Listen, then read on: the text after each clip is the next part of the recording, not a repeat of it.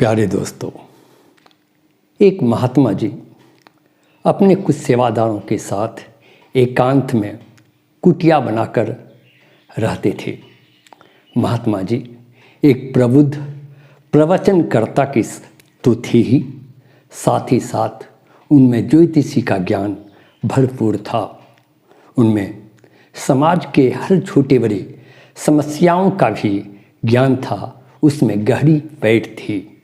उनकी ख्याति दूर दूर तक फैली हुई थी।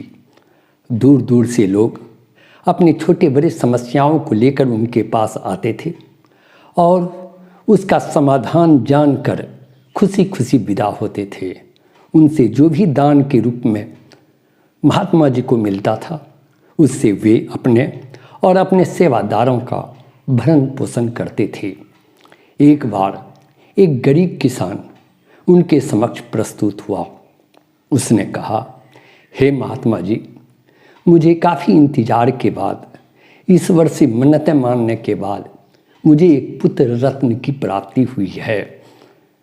मेरी इच्छा है मैं अपने पुत्रों को अच्छी शिक्षा दीक्षा देकर एक बड़ा व्यक्ति बनाऊं और जिससे हमारा और हमारे वंश का नाम हो।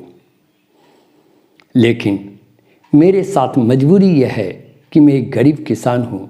मुझे खाने के अतिरिक्त इतने पैसे नहीं होते हैं कि मैं अपने बच्चे को एक अच्छे शिक्षण संस्थानों में प्रवेश दिला सकूं और अच्छी शिक्षा दे सकूं, जैसा मेरा मानना है। मैं इस संबंध में आपसे मार्गदर्शन चाहता हूँ। महात्मा जी मुस्कुराए, कहा, ठीक है, तुम्हारे बच्चे अभी जन्म लिए हैं, छोटे हैं, अभी उन्हें उस समय तक आने के लिए समय चाहिए। मेरी इच्छा है कि तुम मेरे कुटिया को दान के रूप में 2 आम के छोटे पौधे दो, जिसे कल लेकर तुझे आना है। महात्मा जी के आदेश पर वह गरीब किसान पौधशाला गया और 2 छोटे छोटे आम के पौधे लेकर दूसरे दिन महात्मा जी के समक्ष प्रस्तुत हुए। महात्मा जी ने देखते ही कहा, मुझे उम्मीद है तुम 2 आम के पौधे लेकर आए होगे। उसने कहा, हाँ महात्मा जी। महात्मा जी ने कहा, लेकिन मुझे दुख है कि मैंने अपने सेवादारों को 2 सुंदर बड़े गमले लाने को कहा था, लेकिन एक गमला किसी कारणवश टूट गया। अब मेरे पास एक ही गमले बचे हैं। अतः तुम 2 पौधे में से जो अच्छा पौधा तुम्हें लगता है उसे पहले दो, जिसे मैं इस सुंदर बड़े गमले में लगाऊंगा और अपने कुटिया के आंगन में रखूंगा, जिससे सेवादारों का एक विशेष ध्यान इस पौधे पर रहे। उसे समय समय पर सिंचाई किया जाए और आंधी तूफान बारिश तथा खुले जानवरों से भी सुरक्षा हो सके। किसान ने ऐसा ही किया। दोनों में से जो अच्छे पौधे लग रहे थे उसे महात्मा जी को दिया। महात्मा जी ने उस पौधे को उस गमले में लगाकर कुटिया के आंगन में रख दिया और सेवादारों को विशेष देखरेख के निर्देश दे दिए तथा दूसरे बचे पौधे को किसान के समक्ष ही कुटिया के पीछे के खुले जमीन में सेवादारों की मदद से लगवा दिए। उसके बाद महात्मा जी ने कहा, ये किसान, तुम्हारे बच्चे अभी छोटे हैं, 5 वर्ष के बाद पढ़ने लायक हो जाएंगे और ठीक 5 वर्ष के बाद तुम मुझसे मिलो। मैं उचित मार्गदर्शन दूंगा, सलाह दूंगा, या जो भी कर सकता हूँ वह तुम्हारे बच्चे के लिए करूँगा। इस बात से किसान बहुत खुश हुआ और वह खुशी खुशी अपना घर चला आया। 5 वर्ष जब पूरे हो गए, उनके बच्चे जब पढ़ने लायक हो गए, तो वह पुनः महात्मा जी के समक्ष प्रस्तुत हुआ। महात्मा जी देखकर मुस्कुराए। किसान ने कहा, महात्मा जी, शायद आप मुझे पहचान गए होंगे। महात्मा जी ने कहा, हाँ, मैं पहचान गया हूँ।